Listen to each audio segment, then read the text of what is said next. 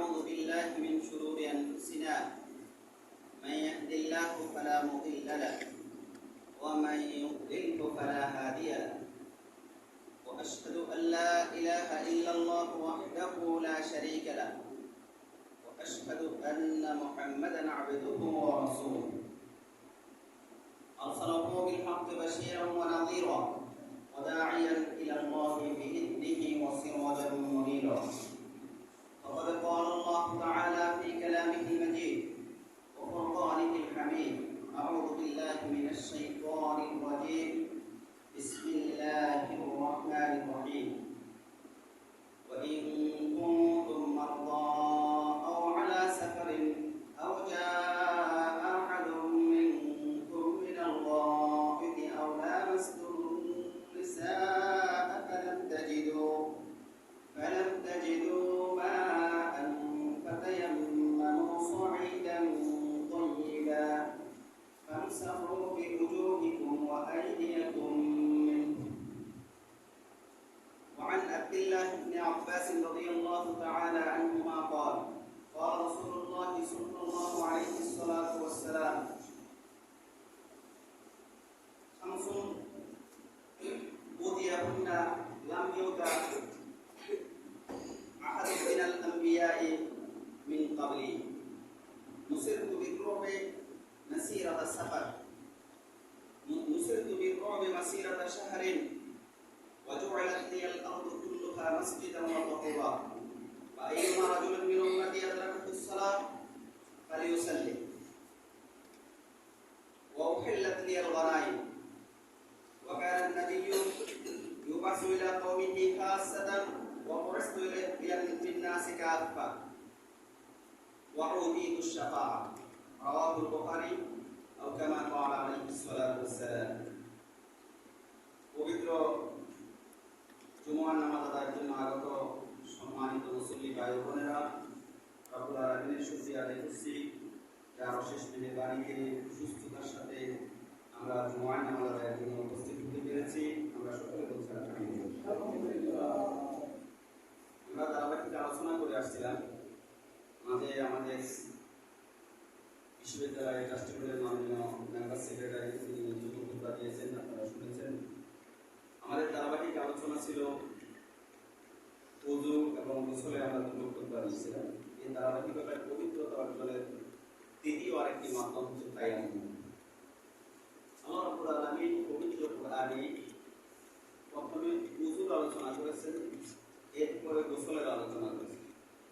এই দুটো আলোচনার শেষে এবার একসাথে বলছেন ওয়াইন কুনতুম মারদা, তোমরা যদি অসুস্থ থাকো, আও জা আহাদুম মিনকুম মিনাল গায়ব, অথবা কেউ যদি তোমাদের পায়খানা থেকে আসে, প্রাকৃতিক প্রয়োজন পূরণ করে আসে, আও লামাসতুমুন নিসা, অথবা স্ত্রীর সাথে মিলিত হওয়ার পরে, ফালাম তাজিদু মা, তোমরা যদি পানি না পাও, ফাতায়াম্মামু সাঈদান তাইয়্যিবা, তাহলে তোমরা পবিত্র মাটি দ্বারা তায়াম্মুম করবে। ফামসাহু বিওজুহিকুম ওয়া আইদিয়াকুম মিনহু, তা দিয়ে তোমাদের মুখমণ্ডল এবং দুটো হাতকে মাসে করবে। এই হচ্ছে আল্লাহ রাব্বুল আলামিনের বিধান। এটি আল্লাহ রাব্বুল আলামিনের একটি বড় নিয়ামত, যে উম্মতের জন্য আল্লাহ তাআলা বিধানগুলোকে সহজ করে দিয়েছে। পৃথিবীর আগের কোন উম্মতের জন্য তায়াম্মুমের বিধান ছিল না, শুধু তারা পানি দিয়ে পবিত্রতা অর্জন করে। এরপরে এই উম্মতের জন্য আল্লাহ রাব্বুল আলামিন তায়াম্মুমের বিধান দিয়েছে। এটি এই উম্মতের জন্য একটা বরকত। ইসলামের পবিত্রতা হাসিলের মাধ্যম হচ্ছে দুটো বস্তুগতভাবে, একটা হচ্ছে পানি আর একটা হচ্ছে মাটি। এবং আল্লাহ রাব্বুল আলামিন পুরো সৃষ্টি জগৎকে এই দুটো থেকে সৃষ্টি করেছেন। আল্লাহ তাআলা কোরআনে কারিমে বলেন ওয়াজআলনা কুল্লা শাইইন মিনাল মা'i হাই, যে আমি এই পৃথিবীর যত জীব আছে সব জীবকে আমি জীবন দান করেছি পানি থেকে। তার মানে পানির মধ্যে আল্লাহ তাআলা জীবনের উপাদান রেখেছেন এবং পানি দ্বারা জীবন সৃষ্টি করেন আল্লাহ রাব্বুল আলামিন। এবং মানুষকে সৃষ্টি করার ক্ষেত্রে প্রথম মানুষটাকে মাটি দ্বারা সৃষ্টি করেছে, এরপরে মানুষের সৃষ্টিও কিসের থেকে? পানি।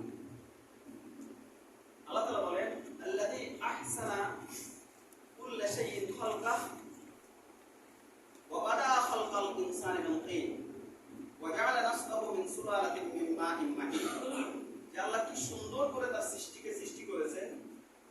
আর এই সৃষ্টির সূচনা করেছেন তিনি, প্রথম সৃষ্টিটা করেছেন মাটি দ্বারা, আর এরপরে এর বংশ দ্বারা অব্যাহত রেখেছেন পানি দ্বারা। যেহেতু এই দুটো জিনিসই পবিত্রতা হাসিলের মাধ্যম, এই দুটো জিনিস দ্বারাই সৃষ্টি জগৎকে আল্লাহ তাআলা সাজিয়েছেন, পানি এবং মাটি। এই জন্য মাটির মর্যাদা আগুন, আলো, রোদ ইত্যাদির চেয়ে বেশি। আমাদের দেশে বেশি মর্যাদা দিতে গিয়ে রাসূলুল্লাহ সাল্লাল্লাহু আলাইহি ওয়াসাল্লামকে নূরের তলী সাব্যস্ত করা হয়, অথচ মাটির মর্যাদা নূরের চেয়ে বেশি। আমরা এই আলোচনা করেছি আপনাদের সামনে রাসূলুল্লাহ সাল্লাল্লাহু আলাইহি ওয়াসাল্লামের রিসালাতুল উপর ঈমান কিভাবে আনবো সেই ক্ষেত্রে আমরা আলোচনা করেছি। আল্লাহ রাসূল সাল্লাল্লাহু আলাইহি ওয়াসাল্লামও মানুষ এবং তিনিও কিসের তৈরি?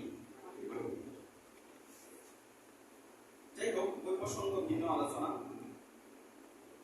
রাসূলুল্লাহ সাল্লাল্লাহু আলাইহি ওয়াসাল্লাম একবার সফরে ছিলেন। এই ঘটনাটা হচ্ছে ষষ্ঠ হিজরিতে বনী মুসতালিক যুদ্ধে। হাদিসটি সহিহ বুখারী। আয়েশা সিদ্দিকা রাদিয়াল্লাহু তাআলা আনহা বর্ণনা করেন, কুননা মা নবী সাল্লাল্লাহু আলাইহি ওয়াসাল্লাম ফি বাদি আসফারি হাত্তা ইযা কুননা বিল বাইদায়া ওয়া যাতিল জাইশ, যে আমরা রাসূলুল্লাহ সাল্লাল্লাহু আলাইহি ওয়াসাল্লামের সাথে একটা যুদ্ধের সফরে ছিলাম।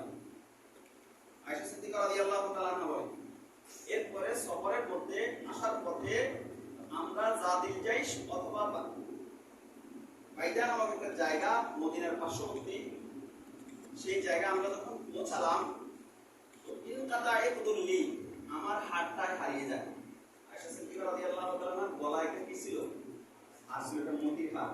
ওখানে বিভিন্ন আলোচনায় পাওয়া যায় যে এটা মতি, যে এই সমুদ্রের যে পাথরগুলো পাওয়া যায় না, মতি, মুক্তা মুক্তা শামুকের ঝিনুকের মধ্যে মুক্তা মুক্তা হাত এবং চামড়া দিয়ে এটার উপর বাঁধাই করে এই হাতটা তৈরি করা, এটা হারিয়ে যায়। ফাকা নবী সাল্লাল্লাহু আলাইহি ওয়াসাল্লাম ফাকা নাস মা আলা ইলতিমাস, রাসূলুল্লাহ সাল্লাল্লাহু আলাইহি ওয়াসাল্লাম সাথে সাথে এই হাতটা খোঁজার জন্য নেমে গেলেন, সফর স্টপ করে দিলেন। আল্লাহ রাসূল সাল্লাল্লাহু আলাইহি ওয়াসাল্লাম যখন সফর স্টপ করে দেন, তো সাহাবীরা কি সফর করবে?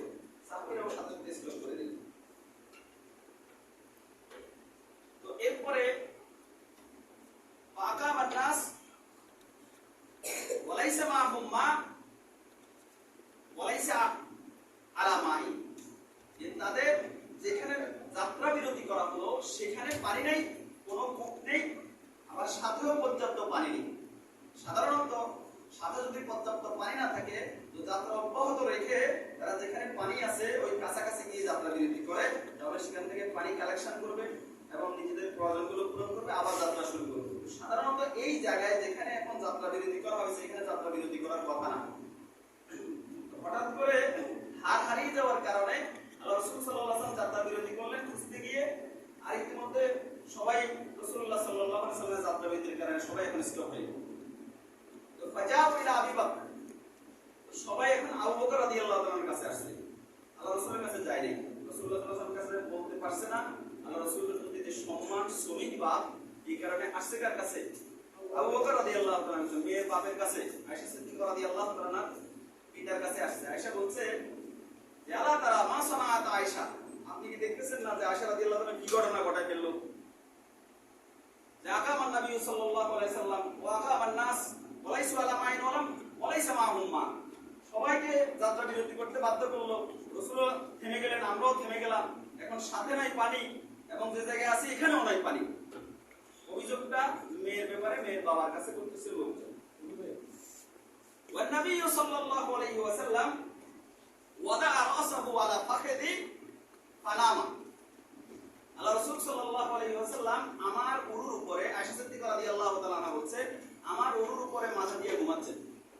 আয়েশা রাদিয়াল্লাহু তাআলা আনহা বসে আছেন আর রাসূলুল্লাহ সাল্লাল্লাহু আলাইহি ওয়াসাল্লাম তার উরুর উপরে মাথা দিয়ে ঘুমাচ্ছেন। তার মানে রাসূলুল্লাহ সাল্লাল্লাহু আলাইহি ওয়াসাল্লামের মধ্যে এরকম কোনো টেনশন কাজ করতেছে না, যে তিনি স্বাভাবিকভাবে ঘুমাচ্ছেন। তো ফাজা আবু বকর রাদিয়াল্লাহু তাআলা আনহু ইলা আয়েশা, আয়েশা রাদিয়াল্লাহু তাআলার কাছে আবু বকর রাদিয়াল্লাহু তাআলা আসলেন। আয়েশা তিনি বলেন যে হাবাসতিন নাস লাইসু আলা মাইন ওয়ালাইসা মাহুম মা, তুমি সব মানুষকে আটকে ফেললা। এই অবস্থায় যে হাতে পানি নাই, যে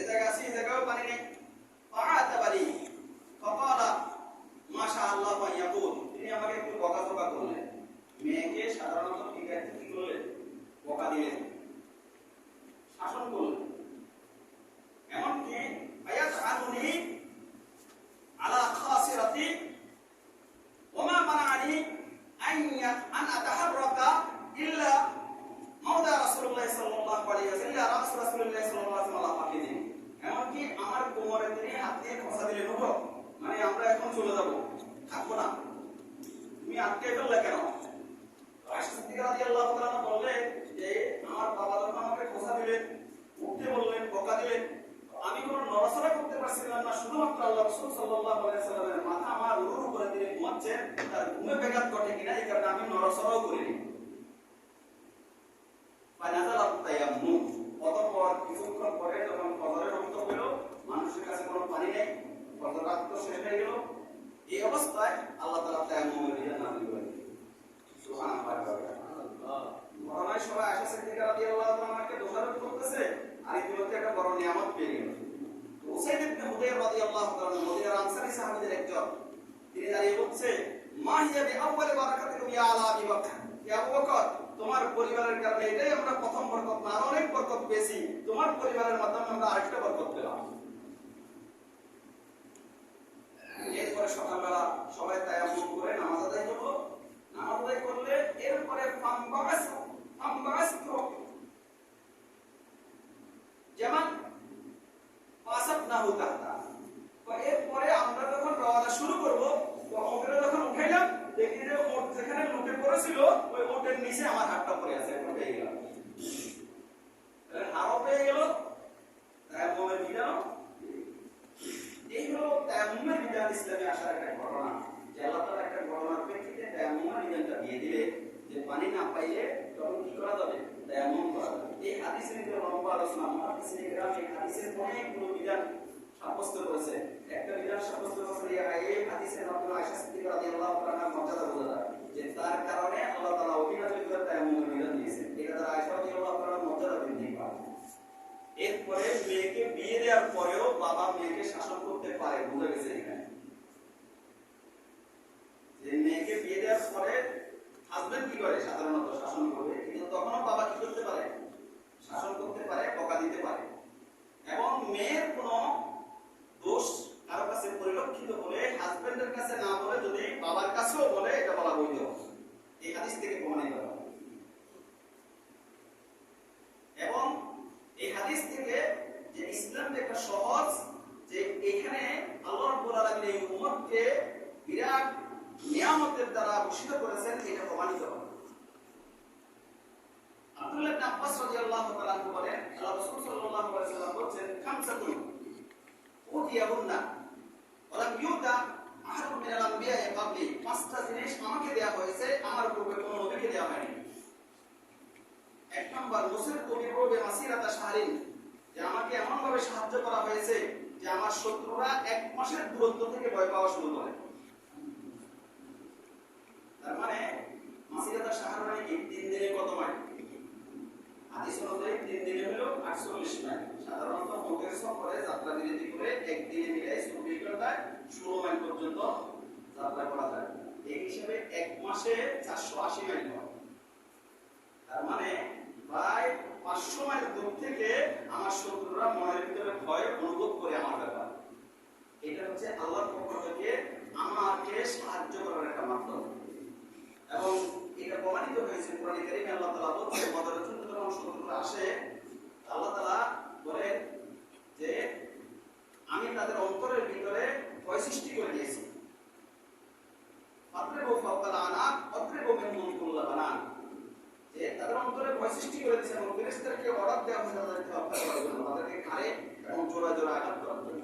তো আল্লাহ তাআলা মুহাম্মদ সাল্লাল্লাহু আলাইহি ওয়াসাল্লামের শত্রুদের হৃদয়ে ভয় সৃষ্টি করে মুহাম্মদ রাসূলুল্লাহ সাল্লাল্লাহু আলাইহি ওয়াসাল্লামকে সাহায্য করেছেন। কোরআনের অন্য আয়াতে আল্লাহ তাআলা বলেছেন, আল্লাহু ইয়াসিরুকা মিনান নাস, যে আল্লাহ রাব্বুল আলামিন তোমাকে মানুষদের আক্রমণ থেকে হেফাজত করবেন, আল্লাহ তাআলা হেফাজত করেছেন। চতুর্থ হিজরিতে একটা ইন্টারেস্টিং ঘটনা আছে। জাবের বিন আব্দুল্লাহ রাদিয়াল্লাহু তাআলা বর্ণনা করেন, সহিহ বুখারীর হাদিস, যে আমরা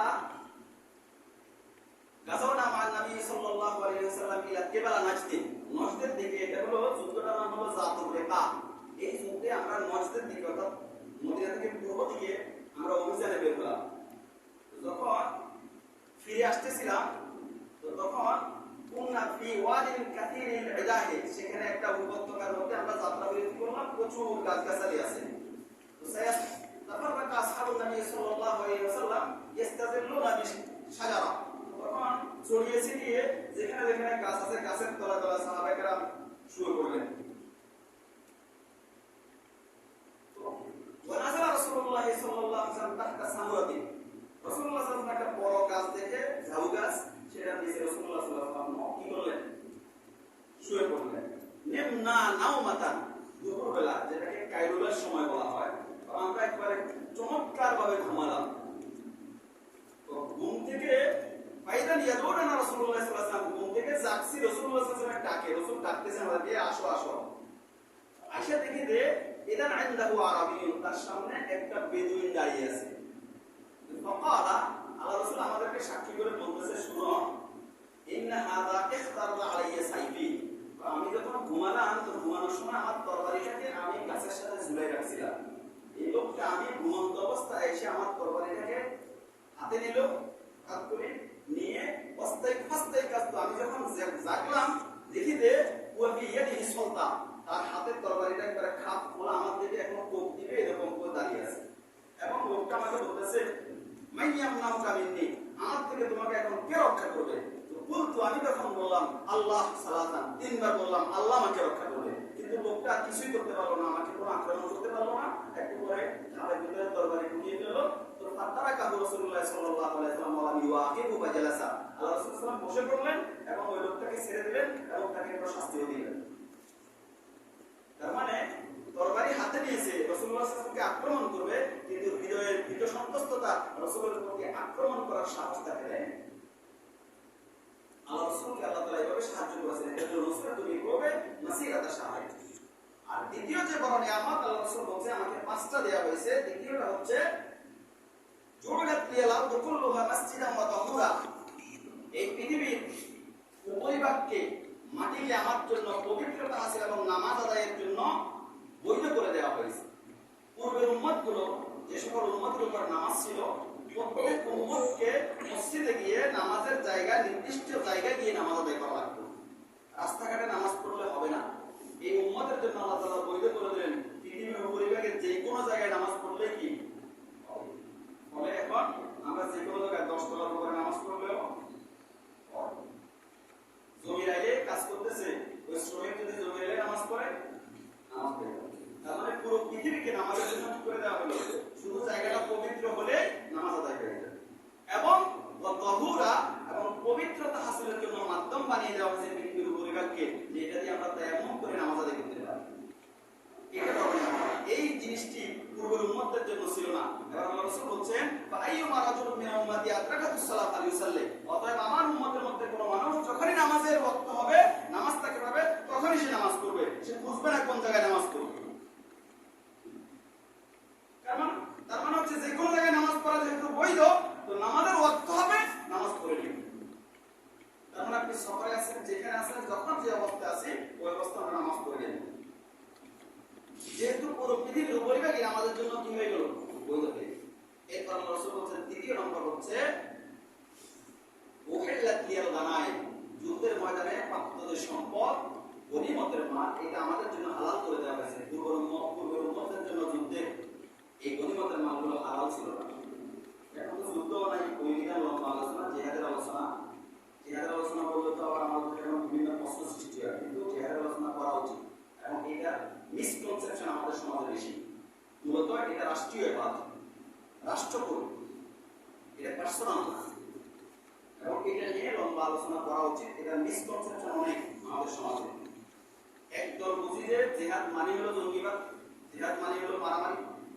আর আরেক দল আমরা কিছু মানুষের ভিতরে মিসকনসেপশন আছে জিহাদ করে এখনই শহীদ হয়ে যাবে আসলে আমার আপনার জিহাদ করারই সুযোগ দেয় ম্যাক্সিমাম কারণ রাষ্ট্র সিলেক্ট করা লাগবে জিহাদ করার জন্য এবং ম্যাক্সিমাম ক্ষেত্রে ওমর রাদিয়াল্লাহু তাআলার পর থেকে এটা সেনাবাহিনীর উপরেই অর্পিত হয়ে গেছে এর একটা লম্বা আলোচনা সেটা নিয়ে বিভিন্ন আলোচনা করা যাবে উহিল্লাত লিয়াল গানাইম এরপর আল্লাহ রাসূল সাল্লাল্লাহু আলাইহি ওয়াসাল্লাম বলেছেন প্রত্যেক উম্মতকে ওয়াকানা নাবিয়্যু রাসূলা কওমিহি খাসসাতান প্রত্যেক নবীকে প্রেরণ করা হলো তার নির্দিষ্ট কওমের মধ্যে কিন্তু আমাকে প্রেরণ করা হয়েছে নাসে কাফা সকল মানুষের জন্য আমাকে প্রেরণ করা হয়েছে পুরো পৃথিবীবাসীর জন্য মুহাম্মদ রাসূলুল্লাহ সাল্লাল্লাহু আলাইহি ওয়াসাল্লামকে প্রেরণ করা হয়েছে প্রত্যেক নবীকে তার কওমের জন্য প্রেরণ করা হয়েছে আর সর্বশেষ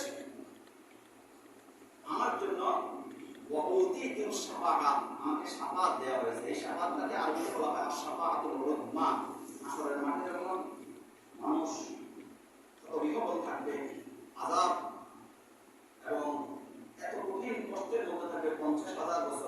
আলোচনা আমরা আখেরাত আলোচনা করেছি আপনাদের সামনে। তখন মানুষ এক পর্যায়ে বলবে যে প্রয়োজনে জাহান্নামে গেলে জাহান্নামে চলে যাবে, অন্তত বিচারটা হয়ে যাবে, এই জায়গায় আর সহ্য হচ্ছে না। তখন তারা আদম আলাইহিস সালামের কাছে যাবে, নূহ আলাইহিস সালামের কাছে যাবে, ইব্রাহিম আলাইহিস সালামের কাছে যাবে, প্রত্যেকে আরেকজনের কাছে রেফার করবে। আদম আলাইহিস সালামের কাছে গেলে তিনি বলবেন আমি পারবো না আল্লাহর কাছে সুপারিশ করতে। নূহ আলাইহিস সালামের কাছে যাবে, নূহ আলাইহিস সালাম ইব্রাহিম আলাইহিস সালামের কাছে যাবে, ইব্রাহিম আলাইহিস সালাম তারপর মুসা আলাইহিস সালামের কাছে যাবে, মুসা আলাইহিস সালাম ঈসা আলাইহিস সালামের কাছে যাবে, ঈসা আলাইহিস সালাম সর্বশেষ মুহাম্মদ রাসূলুল্লাহ সাল্লাল্লাহু আলাইহি ওয়াসাল্লামের কাছে যাবে। তিনি সিজদায় পড়ে আল্লাহর কাছে সুপারিশ করবেন, আল্লাহ বিচার শুরু করবেন। এটাকে বলা হয় শাফাআতুল উযমা, এই সবচেয়ে বড় শাফাআত। এই শাফাআতটা রাসূলুল্লাহ সাল্লাল্লাহু আলাইহি ওয়াসাল্লাম থেকে আছে। এই পাঁচটি নিয়ম, এই হাদিসের সাথে রিলেভেন্ট হচ্ছে আমাদের যে এই পৃথিবীর পরিবারকে আমাদের জন্য তায়াম্মুমের পবিত্রতা হাসিলের উপকরণ বানিয়ে দেওয়া হয়েছে। তায়াম্মুম করার জন্য আল্লাহ রাব্বুল আলামিন কোরআনে কারীমে দুটো কারণ উল্লেখ করেছেন, যে দুটো কারণে তায়াম্মুম করা যাবে। একটা হলো ওয়াইকুম মারদা, যদি কি হয় অসুস্থ, আরেকটা হচ্ছে ফালাম তাজিদু মাআ, যদি কি হয় পানি না পায়।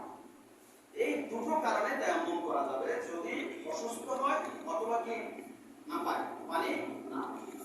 অসুস্থতার ক্ষেত্রে মুহাদ্দিসিন কিরাম ফুকাহায়ে কিরাম তারা ইস্তিহাদ করে যেটা বলেছেন যে অসুস্থ থাকা অবস্থায় যদি পানি ব্যবহার করে তাহলে অসুস্থতা আরো বেড়ে যাবে। এই অবস্থায় কি করবে? অথবা সুস্থ মানুষ বাট এখন পানি ব্যবহার করলে কি হয়ে যাবে? অসুস্থ হয়ে যাবে, তাহলেও তিনি কি করতে পারবেন? আরেকটা হচ্ছে প্রচন্ড শীতের কারণে যদি পানি ব্যবহার করে তাহলে সে মারা যাবে অথবা অসুস্থ হয়ে পড়বে, এই অবস্থাও তায়াম্মুম করা যাবে। সেরকম শীত অবশ্য আমাদের দেশে খুবই পড়ে না, যে একেবারে আমরা -ডিগ্রি সেলসিয়াস বিভিন্ন জায়গায় শুনি না। সেই ক্ষেত্রে রাসূলুল্লাহ সাল্লাল্লাহু আলাইহি ওয়াসাল্লাম সাহাবী আবু দাউদ ইমাম রাহিমাহুল্লাহ হাদিস বর্ণনা করেন, আমর ইবনে আস রাদিয়াল্লাহু তাআলা আনহু তিনি বলে যে কুনতু ইহতালামতু ফি গাজরাতিল লাইলাতিল বা'িদা, ওই রাত্রিবেলা আমি এক সত্যি ছিলাম, প্রচন্ড শীতের রাত্রিতে আমার উপর গোসল ফরজ হয়ে গেল। আশফাকতু আন আবতাসিলা আন উহলাক, তখন আমি ভয় পেলাম যে এই অবস্থাতে আমি গোসল করি তো মনে হয় আমি মারা যাব। তো ফাতায়াম্মামতু ওয়া সাল্লাইতু বিআসহাবি সুবহ, এরপর তায়াম্মুম করলাম, আমার সঙ্গীদের সাথে আমি ফজরের নামাজ ইমামতি করে পড়ালাম। মানে কমান্ডার ইমামতি করলেন, নামাজ আদায় করলেন। ফাযাকারা যালিকা লিন-নবী সাল্লাল্লাহু আলাইহি ওয়াসাল্লাম, বিষয়টা সাহাবা কেরাম তার সঙ্গী সাথীরা জানতো। পরে রাসূলুল্লাহ সাল্লাল্লাহু আলাইহি ওয়াসাল্লামের কাছে এসে ঘটনাটা জানালো যে আমাদের কমান্ডার আমর ইবনে আস রাদিয়াল্লাহু তাআলা আনহু তিনি এরকম রাত্রিবেলা শীতের রাতে গোসল করে নাই, আমাদের ইমামতি করে নামাজ আদায় করেছে। আল্লাহ রাসূল সাল্লাল্লাহু আলাইহি ওয়াসাল্লাম আমর ইবনে আস রাদিয়াল্লাহু তাআলা সাল্লাইতা বিআসহাবিকা ওয়া আনতা জুনুব, তুমি তোমার সঙ্গীদেরকে নিয়ে নামাজ আদায় করেছো ইমামতি করে, এই অবস্থায় তুমি অপবিত্র ছিলা?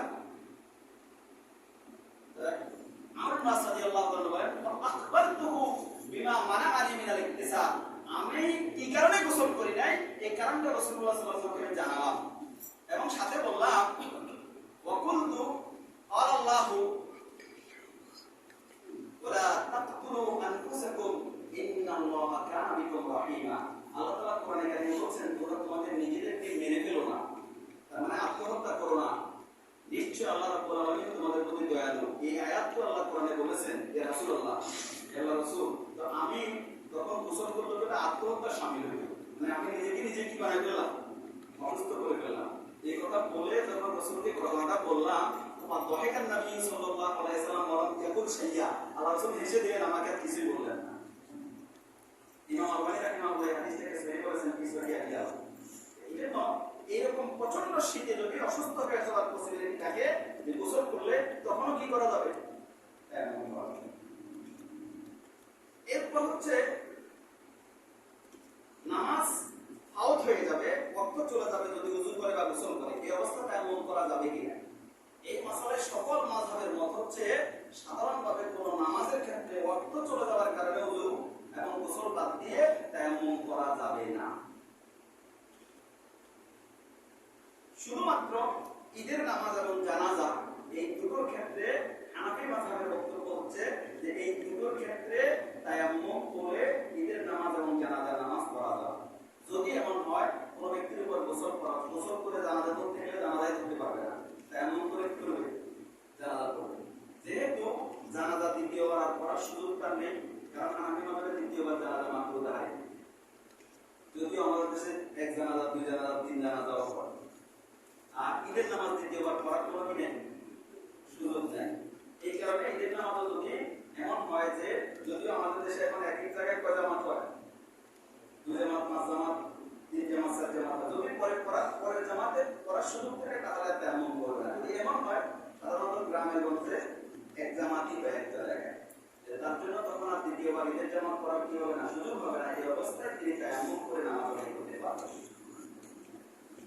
এরপর থাকলো পানি যদি না পাওয়া যায়, কতটা জায়গায় পানি না পাওয়া গেলে তেমন করা যাবে?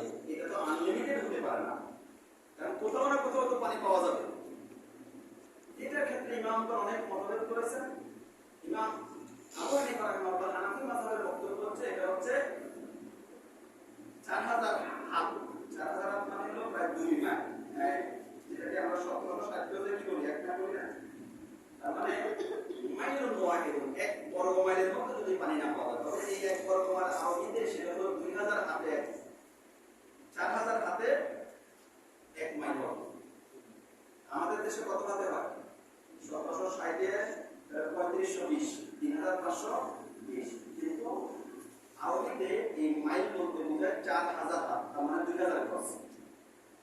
কতটুকু বর্গগজ চতুর্দিকে এতটুকু পরিমাণ দূরত্বের মধ্যে যদি কোথাও পানি না পাওয়া যায় তাহলে তিনি তায়াম্মুম করতে পারবেন। আমাদের সমাজে বিশেষ করে বাসে চলার ক্ষেত্রে অনেকে যে তায়াম্মুম করে বাসের মধ্যে যে ধুলো আছে ধুলো দিয়ে তায়াম্মুম করে নামাজ পড়ে যায়, এটা জায়েজ হওয়ার কোনো কারণ নেই। প্রথমত হচ্ছে যে বাসের মধ্যে নামাজ পড়ার জন্য কিবলামুখী হওয়া যায় না, কারণ বাস ঘুরে যায়, অন্যদিকে কিবলা চলে যায়। সহিহ বুখারী হাদিস, কানা রাসূলুল্লাহ সাল্লাল্লাহু আলাইহি ওয়াসাল্লাম ইউসাল্লি আলা রাহিলা, রাসূলুল্লাহ সাল্লাল্লাহু আলাইহি ওয়াসাল্লাম সাওয়ারির উপরে অর্থাৎ উটের উপরে যখন থাকতেন তিনি নামাজ আদায় করতেন, সুতরাং হাত ফিরি যে কোনো দিকে ফিরে নামাজ পড়তেন। তখন কিবলা এখানে কর্তব্য বিষয় হিসেবে সাব্যস্ত ছিল না, কিন্তু ওইটা আলাদা ফরিদা নাযালা ওয়াস্তাকবালাল কিবলা, কিন্তু যখন তিনি ফরজ নামাজ পড়ার ইচ্ছা করতেন তো সাওয়ারির উপর থেকে নেমে যেতেন এবং কিবলামুখী হয়ে নামাজ পড়তেন। তাহলে সাওয়ারির উপরে যেটা কিবলা ছাড়া অন্যদিকে তিনি পড়তেন সেটা কোন নামাজ? নফল নামাজ। কিন্তু ফরজ নামাজ তিনি সাওয়ারির উপর পড়তেন না, নেমে যেতেন কিবলামুখী হয়ে পড়তেন। ট্রেনে কিবলা ঠিক রেখে নামাজ পড়া যায়, লঞ্চে পড়া যায়, কিন্তু বাসে এটা পারা যায় না। এজন্য বাসের ক্ষেত্রে সবচেয়ে ভালো হচ্ছে জমা করা। জমা করতে জোহর এবং আসর একসাথে যদি লম্বা সফর হয়, আর মাগরিব এবং এশা একসাথে পড়া। যদিও হানাফি মাযহাবের সাধারণ কথা হচ্ছে এটা জায়েজ নেই, শাফিঈ, মালিকি, হাম্বলি তিন মাযহাবের কথা হচ্ছে জায়েজ। হানাফি মাযহাবের কোনো ইমাম দেখে জায়েজ সালাম বদরুদ্দিন আইডি রাহিমাহুল্লাহ তাখিরকে জায়েজ বলেছেন, অর্থাৎ মাগরিবকে এশার সাথে পড়া এবং জোহরকে আসরের সাথে পড়া জায়েজ বলেছেন। আল্লামা আব্দুল্লাহ রাহিমাহুল্লাহ জায়েজ বলেছেন, সব হানাফি মাযহাবের কথা বলছেন। আল্লামা ইবনুল হুমাম হানাফি মাযহাবের বিখ্যাত কিতাব হেদায়াত ব্যাখ্যা ও ফতুল কাদিরের লেখক, তিনি এটাকে জায়েজ বলেছেন। আর সব মাযহাবে এটা জায়েজ এবং রাসূলুল্লাহ সাল্লাল্লাহু আলাইহি ওয়াসাল্লাম থেকে পিছিয়ে জমা করা সাব্যস্ত। আবু বকর, ওমর, ওসমান, আলী রাদিয়াল্লাহু তাআলা এবং সাহাবায়ে জমহুর সাহাবা এই জমা করেছেন, যদি সেটা লম্বা সফর হয়। আর যদি ছোট সফরে ঢাকা শহরে অনেক সময় যানজটে আটকে থাকে, তাহলে আপনি নামাজ যদি রক্ত শুরু দেওয়ার শুরু হয়, এই অবস্থা হয়ে যায়, আশঙ্কা হয় তাহলে নেমে যাবেন, নেমে নামাজ পড়ে আবার গাড়ি উঠবেন। তার মানে আপনার সুযোগ আছে নামাজটা যথাযথভাবে কিবলামুখী হয়ে পড়া। এই অবস্থায় তায়াম্মুম করার কোনো সুযোগ নেই, কারণ তায়াম্মুম করার দুটো কারণ, একটা হচ্ছে কি পানি না পাওয়া যাওয়া, পানি তো আছে, আরেকটা হচ্ছে অসুস্থ হয়ে যাওয়ার পরিস্থিতি। এই দুটোর কোনো এখানে পাওয়া যায় না। এই জন্য তায়াম্মুমের কারণ হচ্ছে এই দুটো। এরপরে কি দিয়ে আমরা তায়াম্মুম করব? আল্লাহ রাব্বুল আলামিন কোরআনে কারিমে বলছেন ফাতায়াম্মামু সাঈদান তাইয়্যিবা, যে পবিত্র মাটি দ্বারা তায়াম্মুম করার জন্য মাটিটা পবিত্র হওয়া লাগবে। ইমাম শাফিঈ এবং ইমাম হাম্বলি এই দুজনের, শাফিঈ মাযহাব এবং হাম্বলি মাযহাবের মত হচ্ছে যে শুধুমাত্র মাটি ছাড়া আর কিছু দিয়ে তায়াম্মুম করলে হবে না। বালু দিয়ে তায়াম্মুম করলে হবে না, পাথর দিয়ে করলে হবে না, ইট দিয়ে করলে হবে না, খোলা দিয়ে করলে হবে না। তার মানে তখন আর এটা মাটি থাকলো না, পুরো মাটি রয়ে গেছে। কিন্তু হানাফি মাযহাব এবং মালিকি মাযহাবের মত হচ্ছে মাটি অর্থাৎ পৃথিবীর উপরিভাগ যেটাকে মাটি জাতীয় দ্রব্য, সেটা পোড়ামাটি হলেও হবে, সেটা বালি হলেও হবে। এবং সবচেয়ে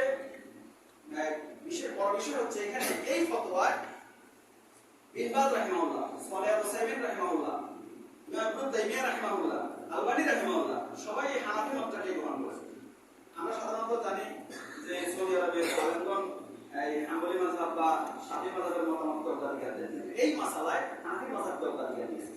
রাসূলুল্লাহ সাল্লাল্লাহু আলাইহি ওয়াসাল্লাম হাদিস সহিহ মুসলিমে হাদিস আছে, হুযায়ফা রাদিয়াল্লাহু তাআলা বর্ণনা করেন যে ফুদ্দিলনা আলা নাসি সালাত, মানুষের উপর আমাদেরকে তিনটা ক্ষেত্রে মর্যাদা দেওয়া হয়েছে। এক নম্বর জুইলাত সুবুহুনা কাসুবুবিল মালায়েকা, যে আমাদের শাড়িগুলোকে ফেরেশতাদের শাড়ির আলোকে তৈরি করা হয়। আমরা যেরকম নামাজে দাঁড়াই, এই নামাজের ফেরেশতারা ঠিক এইভাবে একজন সামনে কমান্ডার থাকে আর বাকিরা এভাবে সারিবদ্ধভাবে দাঁড়ায়। আমাদের শাড়িগুলোকে ফেরেশতাদের শাড়ির মতো বানানো হয়েছে।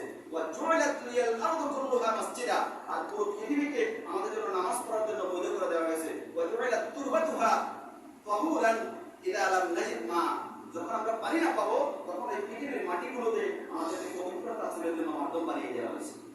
তো এখানে তুরবাতুহা পৃথিবীর উপরিভাগকে বলা হয়েছে। এরপরে রাসূলুল্লাহ সাল্লাল্লাহু আলাইহি ওয়াসাল্লাম হাদিস, যে রাসূলুল্লাহ সাল্লাল্লাহু আলাইহি ওয়াসাল্লাম সাহাবী হারিস ইবনে সিম্মা আবুল জুহাইম আল হারিস ইবনে সিম্মা রাদিয়াল্লাহু তাআলা আনহু তিনি বলেন, সহিহ মুসলিম হাদিস, সহিহ বুখারী হাদিস, কাফারা রাসূলুল্লাহ সাল্লাল্লাহু আলাইহি ওয়াসাল্লাম মিন বির জামালি, মদিনার একটা জায়গার নাম, সেখান থেকে রাসূলুল্লাহ সাল্লাল্লাহু আলাইহি ওয়াসাল্লাম ফিরে আসছেন। ফালাকিয়াহু রাজুলুন, একজন লোকের সাথে সাক্ষাৎ হলো। ফাসাল্লামা আলাইহি ফালাম ইরুদ আলাইহি, একজন লোক তাকে সালাম দিল, আল্লাহ রাসূল সাল্লাল্লাহু আলাইহি ওয়াসাল্লাম তাকে জবাব দিলেন না। হাত্তা আতা আলাল জিদার, রাসূলুল্লাহ সাল্লাল্লাহু আলাইহি ওয়াসাল্লাম একটা দেয়ালের কাছে আসলেন। দেয়ালের কাছে এসে ফাদারাবা ইয়াদাহু সুম্মা মাসাহা বিহিমা বিহি ইয়াদাই ওয়াজহু ওয়া ইয়াদাইহি সুম্মা রাদ্দা আলাইহি, এরপরে তিনি দেয়ালের উপর হাত দিয়ে আঘাত করলেন, মুখমণ্ডল এবং দুই হাতকে মাসিহ করে শেষ করে তারপর ওই লোকের সালামের জবাব দিলেন।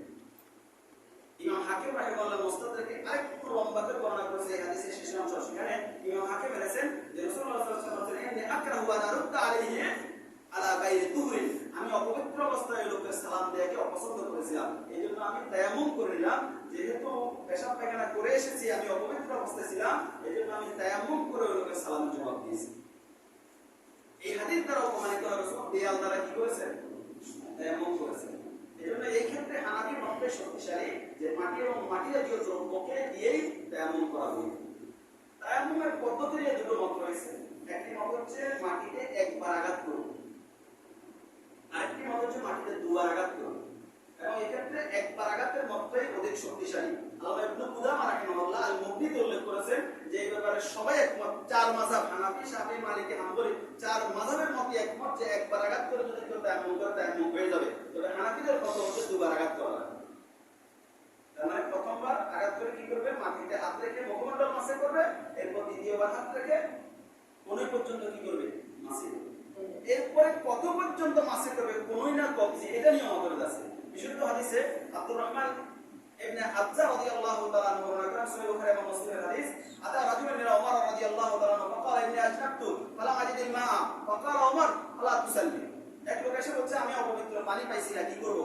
ওমর রাদিয়াল্লাহু তাআলা বললেন আপনি নামাজ পড়বেন না, যেহেতু পানি পান নাই, আবার অপবিত্র, এখন পানিও নাই, অপবিত্র অবস্থায় তো নামাজ পড়া যাবে না। তো সেখানে আম্মার ইবনে ইয়াসার রাদিয়াল্লাহু তাআলা উপস্থিত ছিলেন, তিনি বললেন যে কুননা ফি সফরে আজনাবতু আনা ওয়া আনতা, আমরা দুজনে তো একটা সফরে ছিলাম, তো সেখানে আপনিও অপবিত্র হয়ে গেলেন, আমিও অপবিত্র হয়ে গেলাম, আমাদের উপর গোসল ফরজ হয়ে গেল। আমরা যখন পানি পাই নাই, তো কি করলেন? ওয়া আনতা ফালাম তুসাল্লি, আপনি নামাজ পড়েন নাই, ওয়া ইন্নী তামাআতু ফি তুরাব, আর আমি মাটিতে গড়াগড়ি খাইছি। কারণ আমি তখন সিদ্ধান্ত নিয়েছি যেহেতু উযুর পরিবর্তে কি তায়াম্মুম করলে মুখমণ্ডল এবং হাত মাসে করা লাগে, তো গোসলের পরিবর্তে যদি তায়াম্মুম, তাহলে তো পুরো শরীর ক্লিন করা লাগে, বালু দিয়ে মাখতে হবে। এজন্য আমি মাটিতে গড়াগড়ি খেয়ে তারপরে কি করেছি? নামাজ আদায় করেছি। আল্লাহ রাসূল সাল্লাল্লাহু আলাইহি ওয়াসাল্লাম বলেন যে ইয়াকফিকা, তোমার জন্য এতটুকুই যথেষ্ট ছিল, আনতাদরিবা ইয়াদাকা ফিত তুরাব, তুমি মাটিতে হাত মারবে, সুম্মা তানফুহা, এরপর ফু দিয়ে হাতটাকে কি করবে? একটু পরিষ্কার করে নেবে, তামসাহা বিহিমা ওয়াজহাকা ওয়া কাফাইক, এবং এরপরে এই দুই হাত দিয়ে তুমি তোমার মুখমণ্ডলকে এবং তোমার কবজি পর্যন্ত কি করবে? মাসে করবে। এই কারণে শাফিঈ এবং হাম্বলি মাযহাবের এবং মালিকি মাযহাবের তিন মাযহাবের মত হচ্ছে তায়াম্মুমে মাসে করতে হবে মুখমণ্ডল এবং কবজি পর্যন্ত। কিন্তু হানাফিদের মত হচ্ছে কতটুকু পর্যন্ত? কোনই পর্যন্ত। এবং তবে হাদিসটি মাওকুফ মানে সাহাবীর বর্ণনা আল্লাহ রাসূল থেকে প্রমাণিত না। এজন্য এটিও গ্রহণযোগ্য। ইমাম মালিক রাহিমাহুল্লাহ ক্ষেত্রে ভারসাম্যপূর্ণ একটা ফতোয়া দিয়েছেন। তার ফতোয়াটা হচ্ছে এটা যে ১৫ পর্যন্ত ৩১ পর্যন্ত মাসে করা হচ্ছে ফরজ আর ১৫ পর্যন্ত মাসে করা সুন্নাহ। এজন্য তায়াম্মুমটা হচ্ছে আল্লাহ রাব্বুল আলামিনের পক্ষ থেকে আমাদের জন্য একটা বড় নিয়ামত এবং এটা গোসলেরও নিতে পারি, এটা ওযুরও নিতে পারি। আমরা দুবার হাত মারলে তায়াম্মুম হয়ে যাবে, একবার হাত মারলে তায়াম্মুম হয়ে যাবে। আর মাসেটা একবার মাসে করলে হয়ে যাবে। তবে আঙ্গুল সহ খিলাল করে বা মুখমণ্ডলকে মাসে করবে, একবার মাসে করলে মাসেটা হয়ে যাবে। এটাই হলো তায়াম্মুম। আল্লাহ রাব্বুল আলামিন আমাদের জন্য যে নিয়ামত পাঠিয়েছেন আমরা এই নিয়ামতের শুকরগুজার হব এবং যখনই প্রয়োজন হবে শরীয়ত সম্মতভাবে আমরা তায়াম্মুম করে আমাদের পবিত্রতার সাথে রিলেটেড যে তিনটা বিধান আমি আলোচনা করেছি, নামাজ, তাওয়াফ এবং কোরআনে কারীমে স্পষ্ট করার ক্ষেত্রে এই পবিত্রতার সাথে আমরা আমলগুলো করার চেষ্টা করব। আল্লাহ রাব্বুল আলামিন আমাদেরকে তৌফিক দান করুন। আকুলু কাওলি হাদা আস্তাগফিরুল্লাহ লি ওয়া লাকুম ওয়া লিসাইরিল মুসলিমিন আস্তাগফিরু ইন্নাহু হুয়াল গফুরুর রহিম।